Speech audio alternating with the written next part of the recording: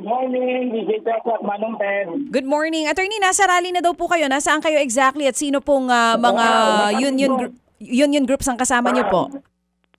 Currently, nasa Mindiola kami. Nag-start na kami ng program.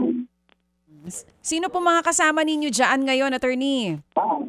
Naku, mga more than 20,000 workers kami sa iba't ibang mga labor organizations.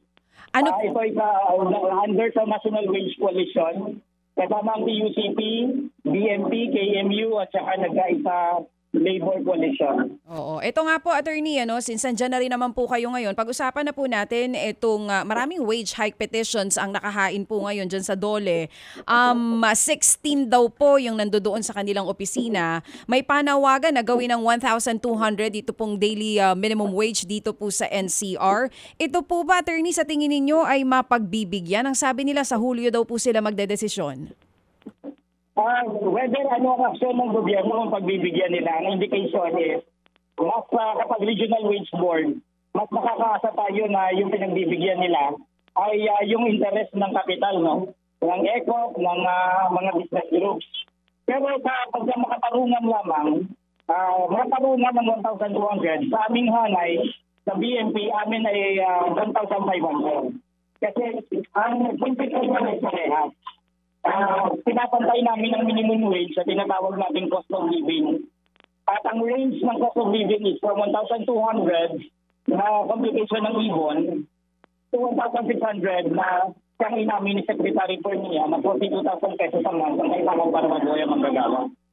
So, kami ay suportado sa lahat ng wage petition na naglalayon na ipantay ang minimum wage sa cost of living. Mga tarungan yun, kung rason sa rason, walang dahilan kung bakit yan ay i-deny, pero alam naman natin ang ating regional wage board consistently for the past more than 30 years, yan ay kumitiling sa business rather than to workers. Oo, sakto, Attorney Luke, nabanggit niyo po yan ang sabi niyo, across the board sa buong Pilipinas, sana nationwide, not just in NCR, ipantay-pantay na po yung sweldo. Kanina nasa mga balita lang po namin, ang DepDev mismo sinasabi nila, baka imposible daw po ito kasi mas mawawalan daw po ng gana yung mga investors natin na maglagak ng pondo, lalo na sa mga probinsya kung malalaman nila na magtataas din daw po yung pasweldo doon. Ang isa pa rin po sa punto na sinasabi nila, iba-iba daw po kasi ang cost of living. Ang sabi nila, mas mataas daw po dito sa Metro Manila. Do you agree, attorney?